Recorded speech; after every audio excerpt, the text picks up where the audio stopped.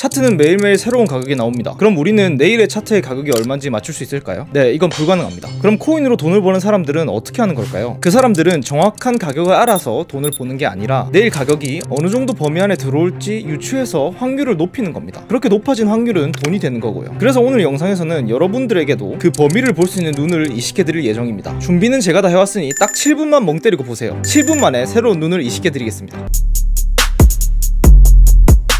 차트를 어떤 아이의 성적표라고 생각해볼게요. 아이는 매일마다 시험을 보고 점수가 나옵니다. 그럼 아이가 어제 90점을 맞았으면 오늘은 몇 점을 받을까요? 단순하게 생각하면 90점 근처를 받을 것 같지만 사실 정확히는 알 수 없죠. 왜냐면 어제 아이의 컨디션이 좋았을 수도 있고 시험이 쉬웠을 수도 있으니까요. 그럼 아이의 최근 20일 동안의 점수 평균이 90점이면 어떨까요? 이렇게 되면 내일도 90점 근처를 맞을 확률이 높아지겠죠. 근데 여기서 만약에 최근 200일 동안의 점수 평균마저 90점이면 어떨까요? 내일 점수도 90점 근처의 확률은 더 높아지겠죠. 이런 식으로 차트 최근 데이터들의 평균을 계산해보면 내일의 가격이 어떤 범위 안에 있을지 유추해볼 수 있게 됩니다. 물론 변수는 있을 수 있겠지만 확률은 확실히 높아지겠죠. 그럼 우리는 지금부터 최근 200일까지의 가격을 다 적고 평균을 내보면 됩니다. 이 귀찮은 걸 어떻게 하냐고요? 네, 사실 안 하셔도 됩니다. 이미 차트 분석은 우리가 생각하는 것보다 훨씬 발전했기 때문에 이 모든 평균 계산을 클릭 한 번으로 차트에 나오게 할 수 있으니까요. 그게 바로 이동평균선입니다. 매일 새로운 가격이 나오고 그 가격을 포함해서 평균값을 다시 계산하니까 매일 나오는 평균값도 움직일 수밖에 없습니다. 그래서 그 평균값들을 이어서 선으로 만든 게 이동평균선이라는 거고요. 이런 식으로 이 지표가 어떻게 만들어졌는지 스토리를 이해하고 접근해야 이 지표를 제대로 활용할 수 있습니다. 다른 모든 지표들도 이런 식으로 이해시켜드리고 실전에서 사용할 수 있게 만들어드릴 예정이니 여기까지 이해되셨으면 구독 한번 눌러주시고 영상 계속 봐주시면 감사드리겠습니다. 그럼 이 이동평균선을 실전에서 어떻게 활용하는지 보여드리겠습니다. 우선 우리는